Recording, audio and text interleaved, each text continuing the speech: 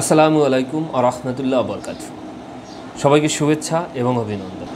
সুপ্রিয় শ্রোতা, আমরা জানি যে দেওয়ানি কার্যবিধি একটা বড় সংস্কার হয়েছে এবং সেই সংস্কারের আলোকে অলরেডি একটা গেজেট প্রকাশ হয়েছে এবং সেই গেজেটের আলোকে এটি অলরেডি গেল 8ই মে এটা কার্যকর হয়েছে। অর্থাৎ গেজেটের শুরুতেই যেটা বলা আছে যে অবিলম্বে কার্যকর হবে এবং সেই অনুযায়ী এটা কার্যকর হয়ে গেছে। আজকে মূলত আমি আপনাদেরকে কথা দিয়েছিলাম যে গেজেটটা প্রকাশ হওয়ার পর এই গেজেটে কি আছে সেটার উপরে একটা আলোকপাত করব এবং সেই ধারাবাহিকতাই মূলত আজকে ভিডিওটি। আশা করি সবাই সাথে থাকবেন, আর যদি সাথে থাকেন তাহলে আপনাদের গেজেট আর কিনতে হবে না। গেজেটে কি আছে সেটা আমি লাইন বাই লাইন আপনাদেরকে পড়িয়ে শোনানোর চেষ্টা করব এবং এটার উপরে সংক্ষিপ্ত একটা আলোকপাত করব। তো যাই হোক, চলুন গেজেটে কি বলা আছে সেটা দেখি। এটি সংবিধানের 93-এর 1 অনুচ্ছেদ অনুযায়ী রাষ্ট্রপতির অধ্যাদেশ হিসাবে জারি হয়েছে। কারণ আমরা সেটা জানি, কারণ এখন সংসদ কার্যকর নয়, আর যেহেতু সংসদ কার্যকর নয় সেই ক্ষেত্রে মহান সংসদে এটা বিল আকারে পাশ করা সম্ভব না। আর সেজন্যই মূলত রাষ্ট্রপতি তার যে সংবিধানের যে ক্ষমতা দেওয়া হয়েছে তাকে, সেই সংবিধানের 93-এর 1 অনুচ্ছেদ অনুযায়ী এটি অধ্যাদেশের মাধ্যমে বিল আকারে পাশ হয়েছে এবং এটি গেজেটের বলা আছে যে অবিলম্বে কার্যকর হবে এবং যেহেতু 8 তারিখে গেজেট প্রকাশ হয়েছে তার মানে 8 তারিখ থেকে এটা কার্যকর। এখানে প্রথম যে ধারাটি সংস্কার করা হয়েছে সেটা হলো যে সেকশন 26। এই 26-এর সাবসেকশন 2-এ বলা হয়েছে যে আর্জির প্রতিটি ঘটনা হলফনামার মাধ্যমে উপস্থাপন করা হবে। অর্থাৎ আমরা যে আর্জিটা লেখি, অর্থাৎ মামলার যে ঘটনাটা, সেই ঘটনাটা হলফ আকারে আদালতে প্রকাশ করতে হবে, অর্থাৎ আর্জিটা হলফনামা আকারে দিতে হবে, হলফনামা সহকারে। এরপরে বলা আছে 35-এর এ, এখানে বলা হয়েছে যে ক্ষতিপূরণ 20,000 টাকার স্থলে 50,000 টাকা করা হয়েছে।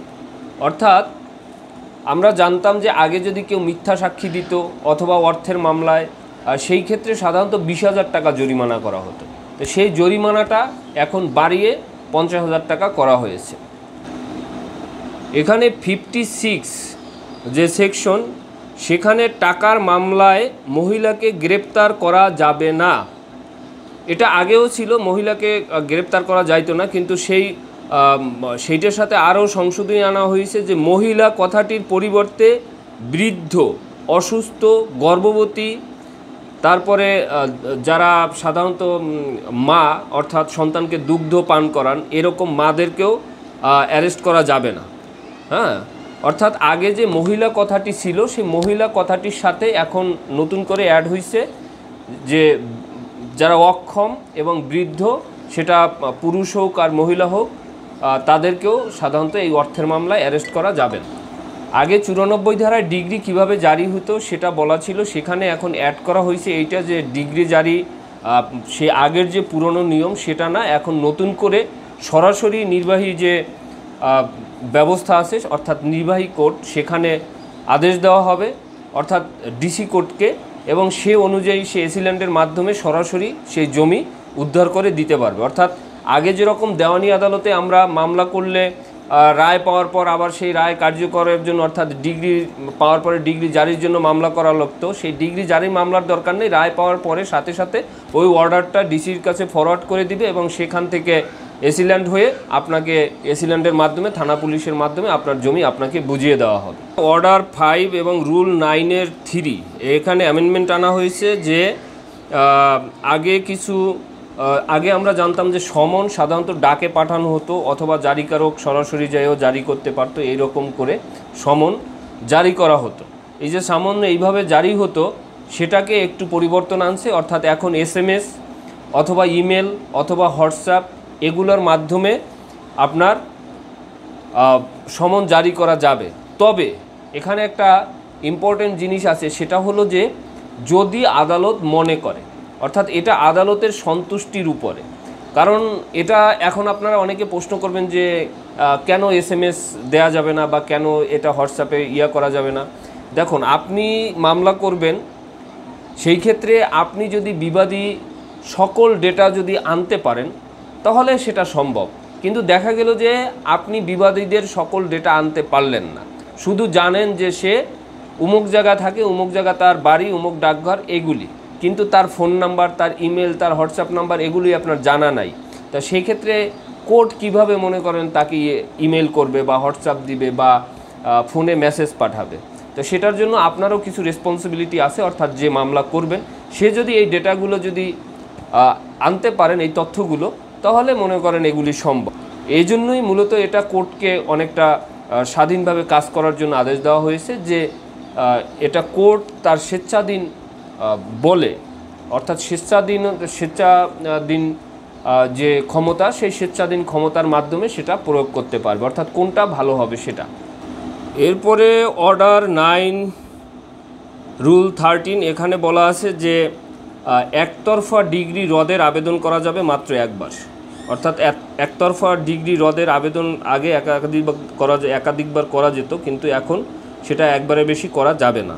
এবং 17 আদেশ অনুযায়ী, অর্থাৎ এখানে মুলতবির কথা বলা আছে, যে আমরা জানি যে কোর্ট সাধারণত মুলতবি করে তার বিভিন্ন কারণে। সেই মুলতবি আগে 6 বার করা যাইত খরচ ছাড়া, এখন সেটা মাত্র 4 বার করা যাবে। এবং মৌখিক যে সাক্ষী, মৌখিক সাক্ষীর দরকার নেই। মৌখিক সাক্ষী না দিয়ে আপনি আপনার সাক্ষ্যটা হলফ আকারে আদালতে পেশ করতে পারবেন। সেই ক্ষেত্রে সেটা সাক্ষ্য হিসাবে গ্রহণ হবে।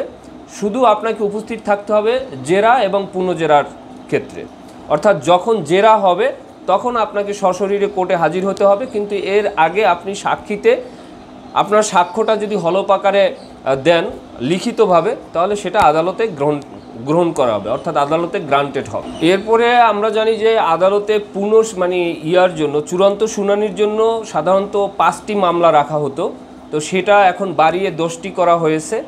এবং পাইপলাইনে সাধারণত 70টি রাখা হতো এবং সেটাকে 140-এ উন্নীত করা হয়েছে, অর্থাৎ ডাবল। তার মানে হলো যে দ্রুত মামলা শেষ করার জন্য এই পদক্ষেপগুলো নেওয়া হয়েছে।